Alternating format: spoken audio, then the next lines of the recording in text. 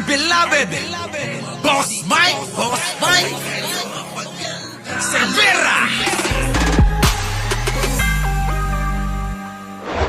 Ni NBI Director Melvin Matibag sa impeachment hearing dyan sa House Justice Panel.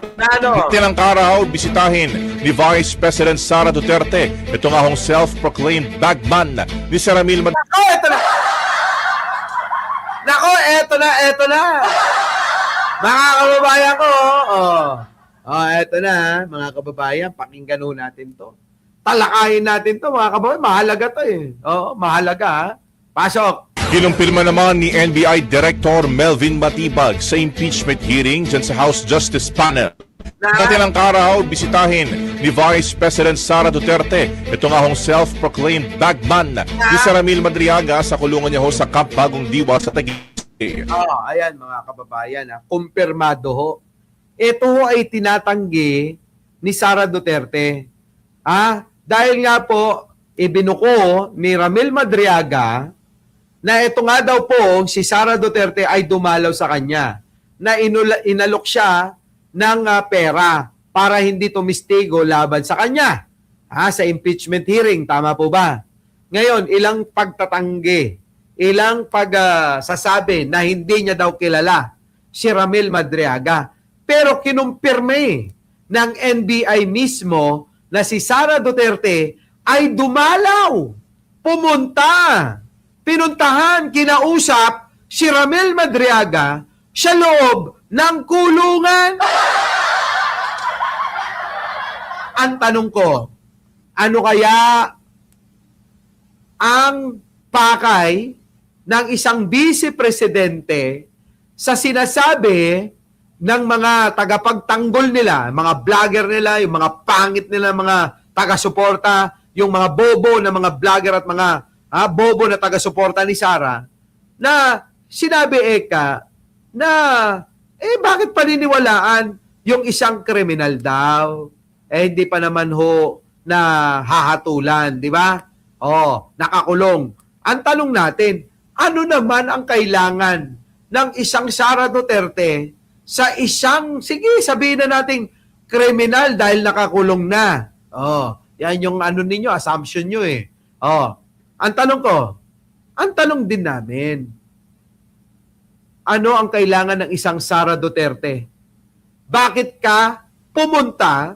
Bakit ka nagpunta? Bakit mo pinupuntahan si Ramil Madriaga?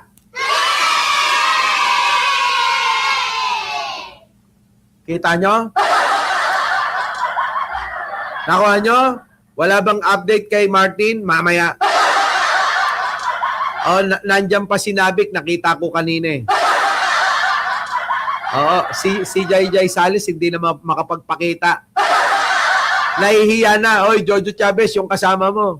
Si Jai Salis, di na rito nagpupunta. Nahihiya yata o naiinis sa akin. Diba? Delia sa Coco, Shoni Pineda. Amira. Nako. Ito na, mga kababayan ko. Nakuha nyo yung ibig ko sabihin? Bakit si Sara Duterte ay pumupunta diyan sa kulungan mismo ni Ramil Madriaga para kausapin siya? Anong meron? Siyempre, hindi ho maiintindihan ng mga DDS yan. Bobo yung mga yan eh. Diba? Kung matalino ka, maiisip mo, ano nga ba ang ginagawa mo dyan? Bakit kailangan mong kausapin yan? Anong meron? Tapos tinatanggi mo na hindi mo kakilala. Pero bakit dinadalaw mo pala? Kung matalino ka, ganun ka mag-isip. Kung bobo ka, na tulad ng mga DDS, ay okay lang yan. At least dinalaw. Diba?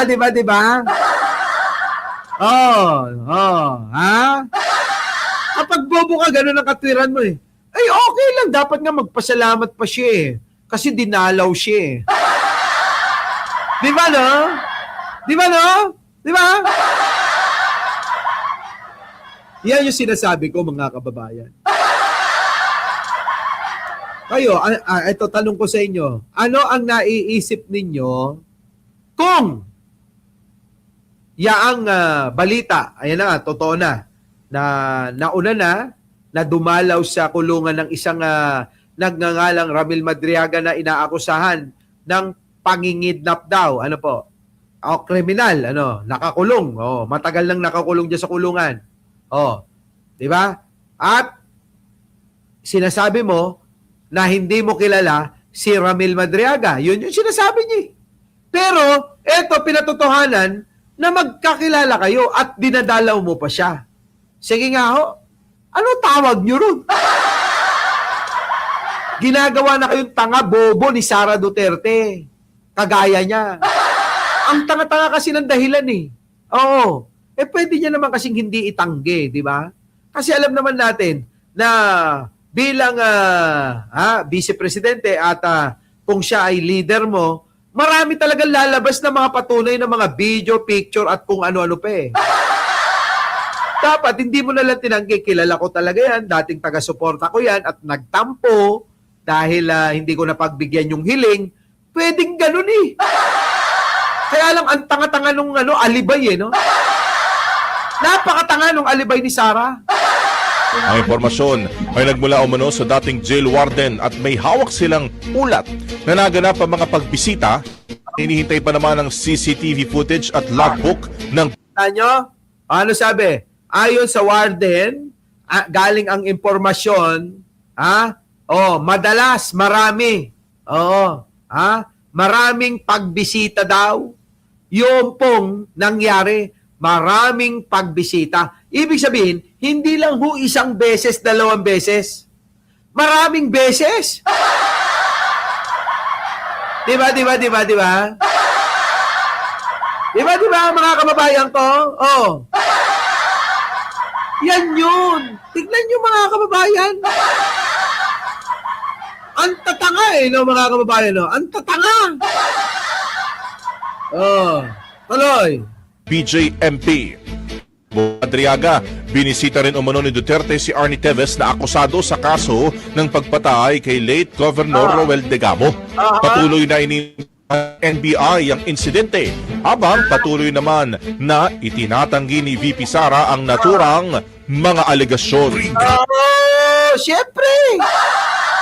Itatanggi. Parang si Martin Romualdez. Todo tanggi. Magnanakaw nga ni. Diba? Ayan na. Ay, nagagalit yung mga Martinico sa akin. Bakit kayo sa akin magagalit? Birahin nyo si Boying. Siya yung nagsasabi. Siya yung nagsasabing kakasuhan na, may matibay na ebidensya, siya plunder, indirect bribery, at money laundering. Akin ba galing yun? Hindi. Magalit kayo kay Boying. Ato naman. Bakit hindi ho binibira ng mga vlogger? Si Boying Remulla, takot yung mga vlogger niya. Bakit? Bakit ang pinagtsatsagaan si Mike Cervera? Si Mike Cervera pwedeng banatan. Si Boying, nginig ang mga itlog niyan. Yung mga vlogger ni Martin, nanginginig ang mga itlog niyan kapag si Boying ang babanatan. Diba? Si Boying ang kumakana kay Martin. Diba? Kinakarate ni Boying si Martin eh. Kita nyo? Nagpigil para hindi makalis, papuntang Singapore para makapagpa-check up. Tinutulan kahit pinayagan na ng Kongreso. Diba? Sabi nga ni Olive Macapagal, paulit-ulit. Paano? Yung mga Martinico, walang pagkakaiba sa mga DDS yan. Parehas mga bobo. Diba? Yan. Paano pala ng live natin, mga kababayan? Biruin nyo. Eto pa. Pasok. Ni Senator Ronald De La Rosa ang mungkay na wag na muna siyang tumanggap ng sweldo at allowance habang... Ang kapal din ng kalbo na to, no?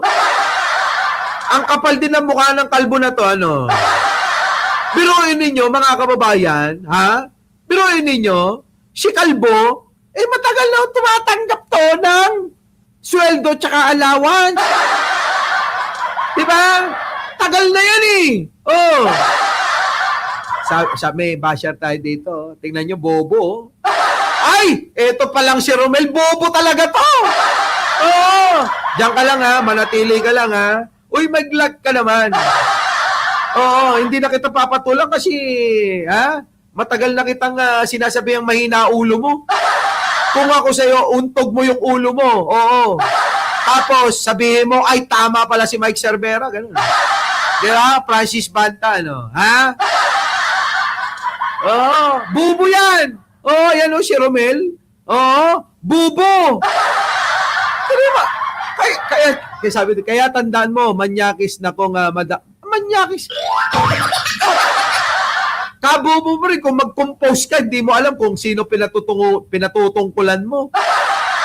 Bobo. Di ba? Napakabobo. O, tuloy. Ang nagtatago at hindi pumapasok sa Senado. Nako! Ayon kay Senador J.V. Ejercito, Chairman ng Senate Committee on Ethics, Ay! pinarating ng kampo ni De La Rosa na seryoso nilang pinag-aaralan ng mungkahi kaya umaasang magkakaroon na ito ng positibong desisyon sa susunod na linggo. Una nang ibinungkahi na Ejercito at Senate President Vicente Soto III na wag na munang kumuha ng sweldo at allowance si De La Rosa. Nako, dapat matagal na. Kung ikaw ay may delikadesa, ikaw naman, Ikaw naman Bato de la Rosa, kung ikaw ay may delikadesa, dapat noong ka pa hindi ka kumukuha ng sweldo, hindi ka nagtatrabaho, kuha ng allowance, sweldo mo. Di ba? Putang tapang-tapang mo, make my day, Mr. Trillanes! Make my day, Mr. Trillanes! Pag ganun-ganun ka pa, o kita mo? Napatunayan ni Trillanes ang totoo na sinabi niya, takot ka, Bato de la Rosa. Ang itlog mo, nasa batok mo. Hayop ka. Hinalal ka ng mamamayang Pilipino, tapos takot ka na harapin yung mga inaakusa sa'yo? Di ba, mga kababayan ko? Saan ka nakakita ng ganyan? Sabi, make my day, Mr. Trillanes. Mga ganun-ganun, no? Di ba? Di nayari ka ngayon ni Trillanes. Ngayon nakakapagtaka. Bumabango ang pangalang Sonny Trillanes.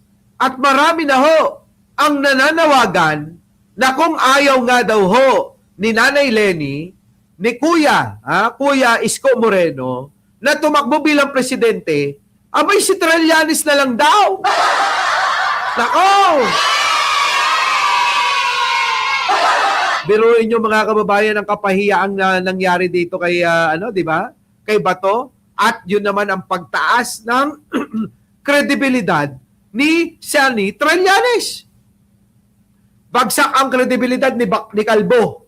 Si Trillanes taas ang kredibilidad. Di ba yabang nito? Make my day, Mr. Trillanes. Habang nauutal-utal, ganun Make my day, Mr. Trillanes. Gusto mo, sumama ka pa. ICC ka lang ng ICC. Ngak-ngak ka lang ng ngak-ngak. Ganun. Di ba, matanda matanda ng pogi. Matanda ng pogi. Di ba, Miracles Vlog? Ano nangyari? Ba't nagtago si Calvo? Kaya alam nyo, mahirap talaga maging DDS. Biruin nyo, kakampihan nyo, Tignan nyo. Bilang isang DDS, kaya ako nasasabi na napakabigat, napakasakit, at nakakahiya ang maging DDS. Bakit? Kakampihan nyo. Sino? Yung Manyakis. Sino yun? Si Kibuloy. Kakampihan nyo yun? Ipagtatanggol nyo si Kibuloy? Na Manyakis? Grabe kayo. Kakampihan nyo si Digong, mamamatay tao. Kakampihan nyo to, sila Bato. Kakampihan nyo si Ngongo. Kakampihan nyo yung boy lighter. Kakampihan nyo yung mga banateros. Putik na yan, Napakahirap maging DDS. Diba? Napakahirap maging DDS. Tignan nyo. Pagka kayo BBM supporters, ang kakampi nyo, si Pangulong Bongbong Marcos, matulungin. Maraming natutulungan. Maraming nagagawang trabaho. Hindi katulad ni Sara, wala. Ang kakampi nyo, gwapo. Katulad ko. Kakampi nyo, Mike Cervera, ayaw nyo? Putik na yan. Kakampi nyo, ito na lang. Vlogger to vlogger na lang. Putik na yan, mga kababayan, ano? Kapag ka pro-government ka, kapag ka pro-BBM ka, ang kakampi mo, vlogger mo, gwapo. Kapag ka DDS ka, kakampi mo, kundi wasak yung muso, kakampi mo, si Banat Bay na kalbo. Ay, tao pa ko Grabe! Ang sakit! Di ba? Matatanda ang sinabi ni Ejercito na posibleng mabasura ang ethics complaint laban kay De La Rosa kung hindi nakukuha ng sweldo at allowance. Dahil dito nakabase ang kinakaharap. Kailangan pa talaga si Kalbo idemanda, ireklamo sa ethics committee. Di ba, no? Irereklamo na lang sa ethics committee daw para ikita nyo mga kababayan, kailangan pang i-ethics committee. Nandiyan ba si Nino Barsaga? Oy, wala. Late ka na eh. Ang saya-saya kanina. Wala ka eh. No? Oy, Nino, payag ka ba? Sumagot ka, ha? Nino Barsaga, payag ka ba ng debate sa inyo ni Jack Argota? Moderator natin, si Jojo Alihar. Ako na magsi-set up, Payag ka ba? Debate kayong dalawa, Sino ang tunay na bobo? Yun ang pamagat, Sino ang tunay na bobo? Jack Argota o Nino Barsaga? Ayos, ikasa na natin yan.